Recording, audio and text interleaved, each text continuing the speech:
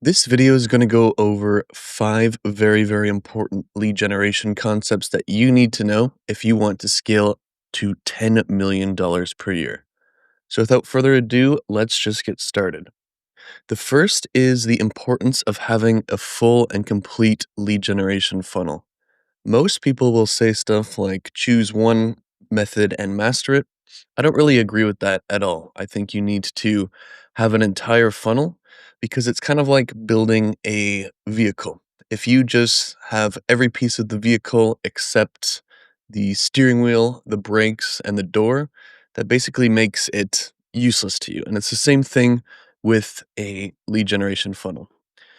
This one you have on the screen is designed to solve four specific problems that everyone has in any business that deals with leads, whether that's a software, a service, or anything else. At the top, we have the problem of we just don't have enough traffic, right? That is usually the root cause of most problems, but we solve that by having paid ads, by content, by outreach, and partnerships, which are the four ways to drive traffic. Anything you can possibly do is going to fall under one of those four buckets. And like I said, it's very important that you have all four of these for at least two reasons. The first reason is things change all the time, algorithms, accounts get banned, stuff just matures or sophisticates, there's new methods. And if you have all your eggs in one basket and something changes, you are effectively going to go to zero. The second way is or the second reason you need this is because each of these will make the other ones more effective. So, for example, if someone has seen your paid ads running and they've viewed or consumed your content before, and now they randomly get some outreach for you, they're much more likely to recognize your name and know and respond versus just receiving outreach from you and treating you as an anonymous person.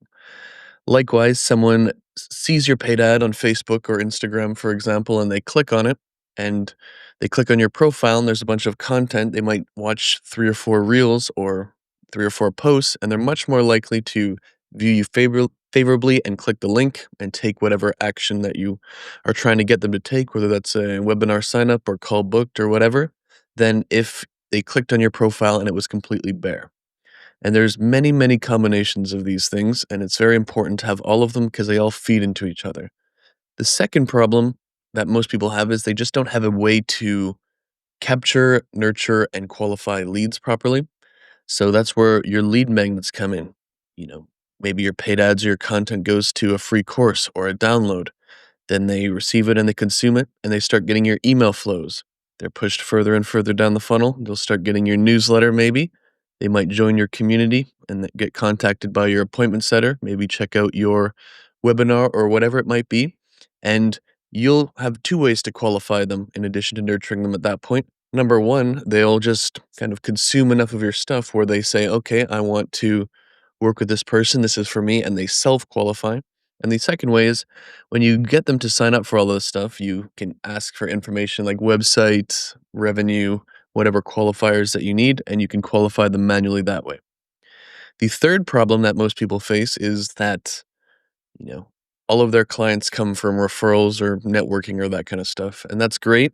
I love referrals. It's kind of the best client you can get, but they're out of your control. You can't scale them. You can't really just, oh, I need to get some more referrals today. So we need to be able to drive traffic, capture leads, and convert cold traffic at scale.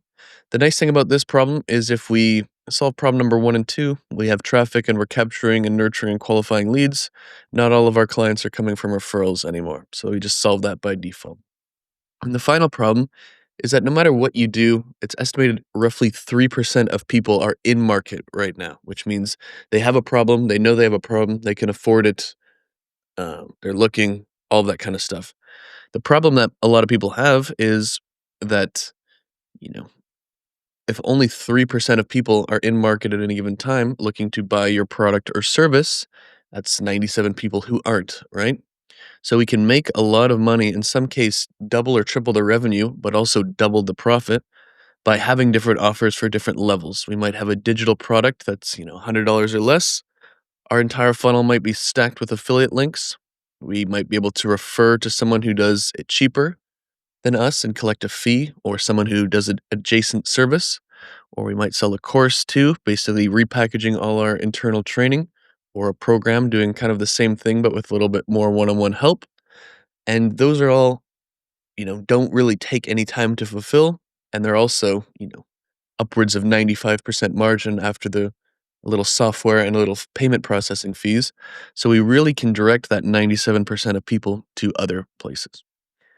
If you don't have a full funnel like this, like a lot of people will just have, let's just say content at the top and then website and then sales call, you're missing out on a lot of the big benefits. If you're trying to scale a service based business, this is the kind of thing that you really want to do, especially in a B2B business.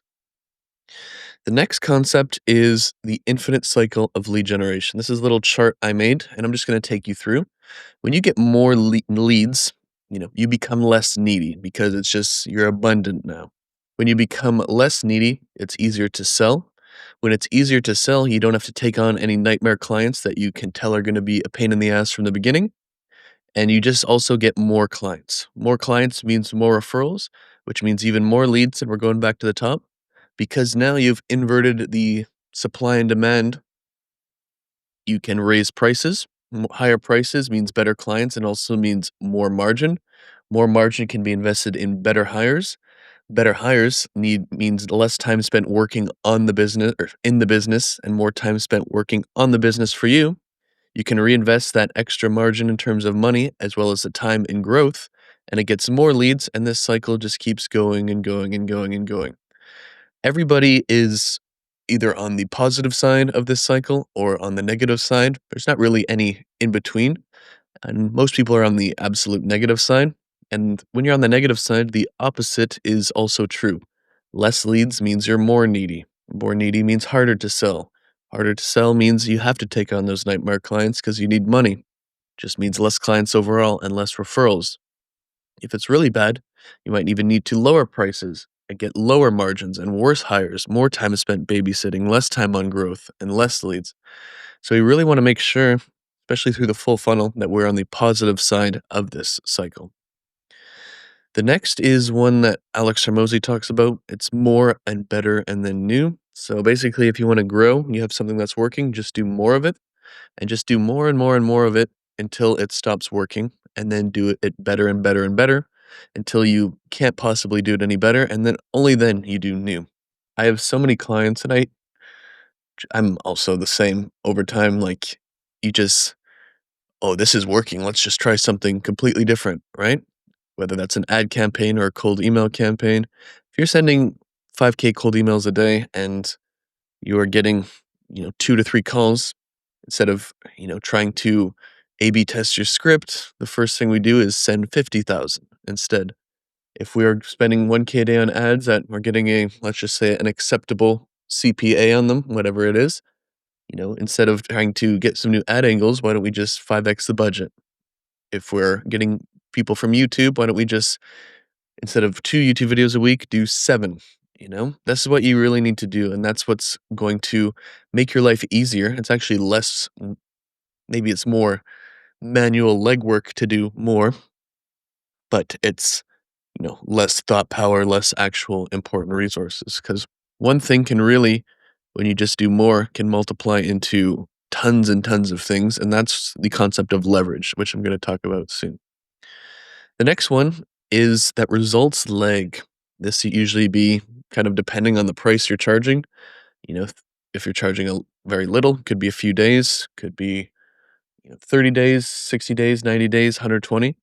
And this is a concept that's both good and bad, and it's usually plays out poorly in your favor. So what I say by that is for every input you do, so every YouTube video you create or ad campaign you run or cold email you do or whatever, prospecting, some people might convert right away, but most people are going to go into the sales cycle. Let's just say that sales cycle is 120 days. Let's just say that's true. It's always going to be different. You can't really simplify it like that, but let's just say that's true. That means you're going to be posting 120 days of videos, doing cold email and doing YouTube, doing Twitter, doing Instagram, trying to form partnerships before anything really takes place. And a lot of people just get too discouraged and They just aren't consistent enough to even get through that 120 days. So they just really never see that outcome. So that's obviously a very bad thing because you have to discipline yourself and develop momentum and habits and, with the belief that this is going to work, right? If you get through that stage and, your business is going well, this actually plays out in an effect that's bad too, usually, because a lot of people will get to, now I'm generating, let's just say 100 leads a month and I have to do operations. I have to build the business. I can't get any more clients. So they either even slightly decrease the amount of inputs they put in or they, cease it altogether. And the problem with that is because the results are delayed, they don't even notice. At first it's okay, not real difference, but 30 days passes and 60 days passes, 90 days passes, and their pipeline and new lead generation are completely and utterly dead. And then they panic and, go hard on the inputs and then just they kind of just repeat the cycle over and over instead of just being consistent and building systems and hiring people to buy back your time over and over and over to kind of keep it up. So it's very, very important that we know that results lag, and it's almost always a bad thing because it prevents us from getting started, and it also prevents us from noticing when we are not doing the right thing. The final one is I want to talk about leverage a little bit. So Naval Ravikant is a businessman. You can Google him if you like, but he likes to talk. He had a great blog post at one point about the four types of leverage. So we have media, we have code, we have capital, and we have labor. For this, we'll define leverage as kind of the difference of what you put in versus what you get out.